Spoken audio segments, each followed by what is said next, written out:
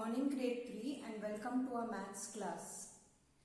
Well children, last time we had done ascending and descending order, right? And the greatest number, to arrange the numbers in order. So children, most of you have done this well. I will just post the answers in the broadcast. Now today we are going to move to a new topic children. The new topic is to round a number to the nearest 10. Rounding a number to the nearest 10. So this is our learning objective today. So children, the topic over here is round a number to the nearest 10. So I have the number 61. Okay. Now children, when we are going to place this on a number line. Now children, I need two benchmarks. Two benchmarks means where does this number 61 lie? Okay, if you see 6 over here children, the place value of 6 in the tens place is 60. Why 60? Because 6 into 10 is 60. So 61 lies between 60, that is my lower end, and 70 at my higher end. So on the left side I have my lower end and the right side I have my higher end. Now children, I need to find over here my midpoint. What will be the midpoint between these two benchmarks? So what is the midpoint between these two benchmarks? Which is the benchmark children here? 60 and 70. The lower one and the higher benchmark. So over here children, 65 is it is the middle point between these two benchmarks, between 60 and 70. Now, what do I have here? The number is 61. Now children, where does 61 fall on this number line? Okay. So if my middle point, this middle number, my mid number is 65. So where does it fall? 61 will be somewhere here. Okay. So 61 is closer to 60. It is closer to 60. 61 is closer to 60 than to 70. Can you see? It falls. This is your middle point number. So it falls over here below the midpoint. See, this is your midpoint and it is falling below the midpoint closer to 60. So what can I say children? So I will say the nearest 10 is 60. So the nearest 10 is, let us write this in numbers children, in words, sorry. The nearest 10 is 60. So children, now let's move to the next example, example 2. Now we have a number 57 and what are we doing children? We are nearing to the nearest 10. We have to round this number to the nearest 10. Now children, first we begin with, we need two benchmarks. What is a benchmark children? It is the lower end of a number and the higher end of the number. Lower end I put it on my left side and the higher end I put it on my right side. Okay. Now how would I get my lower end? Lower end means I have to look at this tens place. Okay. The tens place is what children? It is 5. Okay. So what is this digits value over here in the tens place? The value of 5 is 50. Why 50 children? Because it is in the tens place. So 5 into 10. 5 times 10. So that is 50. So my lower end is 50. Right? Now I need my benchmark and I need another benchmark. That is my higher side. The higher end. Okay. That's on my right side. Now if this is increased by 1 in the tens place, that becomes 60. Right?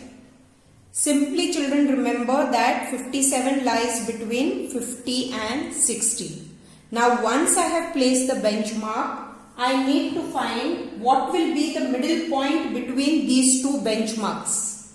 Okay, every number line, every segment, it has a middle point. Now what is the middle point between these two benchmark numbers? Okay, so my middle number is 55. Okay, this number means, okay, the middle point number means it is equidistance from both endpoints. From here it is equal and from here it is equal. So that is the midpoint of this line or this segment. So now children, I have to place this 57. Where will I place 57? Will it come below 55 or will it come, does this 57 fall after 55 or before 55? 57 means it is higher than 55, so it will near 60, right? So 57 comes somewhere here, right? It is higher than 55 and near to 60. So can you see children, 57 is nearing 60. So what will I say? 57 is near to 60 than to 50. We have to see these two benchmarks children. Once you place the mid number, you just see the benchmarks 50 and 60. So 57 is near to 60 than to 50. So can I say that the nearest 10 is what? What is the nearest 10? Yes, the nearest 10 is 60. Okay. The reason children why I am finding the middle number is because then it becomes easy for you to identify where this number can be plotted. Because now right now children we have 2 digits, but then it moves to 3 digits, 4 digits, 5 digits. So that time when you find out the mid number of a line or a segment, it becomes easier for you to plot, right? Now children, let's move to the third example. Now children, I just want you to pay careful attention here. Okay, the number over here is 35. Okay, it's 35. So what I have to do? First I have to find my benchmark. Now which will be my lower benchmark? I have to write on my left side. My lower benchmark is 30. As I explained to you, in the tens place you have 3. So the value of this place value is 30. 3 into 10. Now my higher benchmark is what children? It is 40. That I will write to my right side. Okay.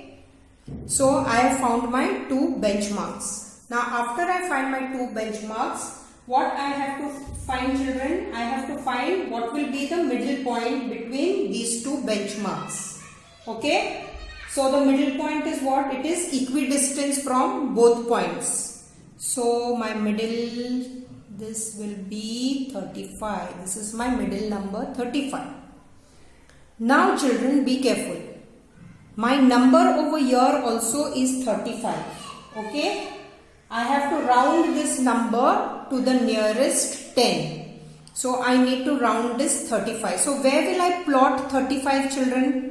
Plot means to mark or to place. Where do I place 35 over here? The same place. See here. Okay. So the same place over here. 35 will be placed here only on the same place. Now, be careful children. What? When rounding to the nearest 10. Okay. We are rounding to the nearest 10. If this number over here, okay, the number over here 35, we will look at the ones place. We are going to look at the ones place. What is the ones place children over here? 5. So if the number in the ones place is 5 or greater than that, what do? We will raise the score. means it is raised and it moves this side. When we raise a number, what happens, children? In a number line, we move to the right side, correct? So here also we raise the score. So it will be round to 40 or to 30 because we are raising it. So we are going on the higher end. So it will be 40. Okay. So what is my answer, children? The nearest 10 is 40. Right? The same example, children, is in your textbook, in your workbook over here. Okay, they have given us another number.